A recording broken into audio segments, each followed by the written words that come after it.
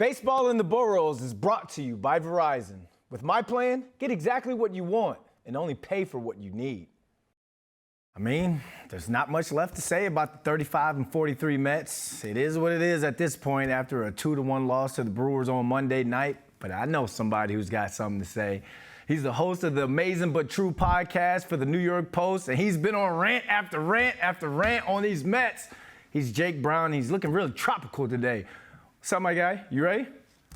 I'm looking like the Mets will be in October on an island or in Cancun somewhere. Oh, 1, 2, 3, Cancun. All right, let's pop this off because I listened to the podcast. You've been kind of questioning if Buck is going to stay around or if he's going to be fired. I spoke with New York Post Mets beat writer Mike Puma on Monday between the Philly loss and the Brewers loss, and I pretty much asked him if Buck Showalter was on the hot seat. He said he didn't think that he was going to be fired midway through the season. So let's say he doesn't get fired. Steve Cohen doesn't fire him. What do you and the fans want Steve Cohen to do? Listen, I think they should for the sake of a shakeup. I think he's been a bad manager this year, and I was goo-goo gaga when they got Buck Showalter. I was team Buck. I was like, Buck Showalter. I remember tweeting he's going to win his first World Series in a New York Mets uniform, and unfortunately, that doesn't look to be the case. He's pushed all the wrong buttons, and he's had the help of a bad roster put together by Billy Epler, too. So, listen, if you're going to keep Buck, one, you're just going to need players to play better. You're going to have the key guys be better. You're going to have Jeff McNeil hit the baseball. This is a batting champion. Got a contract, has been terrible. Brandon Nimmo got a contract after a big year, has not been that good. He's made a lot of mistakes in the base pass, in the field, hasn't been the same hitter at the plate. So some guys cashed out, and, sometimes that changes your mindset. And now when you fall back this far, guys try to do too much. So what Steve Cohen could do, one, is call up the young guys. Get Ronnie Mauricio up here. You see what Ellie De La Cruz is doing with the Cincinnati Reds and the spark that the young kid provided for them. Bring up Mauricio. Get some other arms up here. Try someone else. They don't have enough in their farm system. The other move, they'll get Jose Quintana back in the next couple of weeks. So that'll be an arm. You want to see David Peterson. You want to see Lucchesi McGill.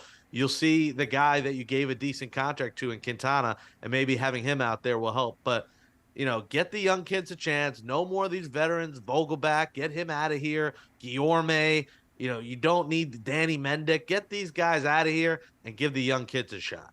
You want to give the young kids a shot, but you're not saying like tank. You're not saying to end the season, because I need you to keep it a buck with me, and there's no pun intended there. Is there any silver lining, or is this team doing anything positive that has you and the Amazins thinking that they could actually turn this season around and possibly sneak into a wild card spot? I'm usually Captain Positivity. It's a new cereal in the morning. I wake up with positivity. This team has given me nothing to chew on, giving me nothing to be positive about there. Absolutely nothing. Because you're getting performances from the guys you expect. Lindor, whose average is bad, you expect him to drive and run. You expect him to homer. Pete Alonso, you expect him to do the same thing. David Robertson, you expect him to do that. David Robertson's not going to be on the team next year. I mean, he's a 38-year-old. So you're getting a couple of positives from what you expect. Otherwise, I'm not going to be that happy about Tommy Pham and other guys not part of the future. The guys in the second-year deals, Escobar now gone. Mark Hanna has not been good. So there's not much to be positive about when you have a god-awful bullpen that was put together by Billy Epler, or Billy and Epler as everyone's calling him now, a guy who never developed pitching with the Angels, had a terrible pitching staff there. He comes here, terrible bullpen, minor leaguer after minor leaguer. I mean, it's unbelievable how a $350 million payroll has this many minor leaguers coming out of the bullpen, one of the most important positions in the sport, considering your starters aren't going past 5 innings. I mean, God forbid you get 6 or 7 innings every night from this team, and that trickled down since Edwin Diaz got hurt. They never replaced him. They never found a suitable guy in the bullpen that could hand the ball to Robertson and Ottavino, who has also been bad, and it's just poorly been constructed and guys underachieving. And I just can't have faith they'll turn it around with this bullpen because the starters aren't going long enough. And Drew Smith was built as a key piece to this team, and that's embarrassing because Drew Smith stinks. Hey, I thought that'd be one positive thing, but quick podcast plug. Yeah, Monday is one of our best performing episodes. A lot of ranting to the point where even Figgy was yelling. So check that out. We'll still do Mondays and Thursdays. You might get lifestyle and chicken parm and food talk come August, September if this season is over, but we will take you through the way and we'll give you all the Mets therapy free of charge. So tune in to Amazing but True. Tropical shirts, chicken parm, Mets baseball. He is Jake Brown. Thanks for joining us, my man. I need a vacation.